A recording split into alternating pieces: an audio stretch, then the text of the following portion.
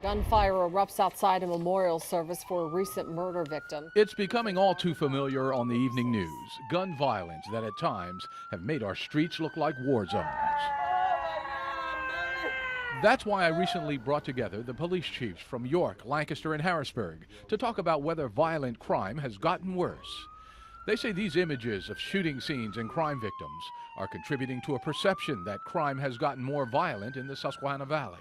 The level of violence throughout the country is up, and if you look at cities, Harrisburg isn't up. Our Part 1 crimes, they're down. This year was trending even lower, and probably around the beginning of September, the wheels kind of fell off, and we had some targeted groups targeting each other. In Lancaster, we've seen in a short period of time 3 homicides, 2 of them which were connected, which would certainly lead to the perception that things are out of control. Still, the chiefs say there's been an overall drop in serious crime.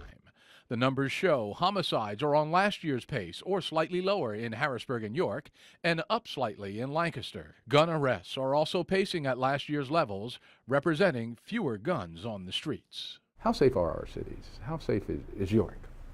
York is extremely safe. Most of our violence is targeted. It's criminal on criminal violence. What is the biggest problem facing your city when it comes to violent crime? Right now, it's drugs, the drug trade, specifically the heroin trade.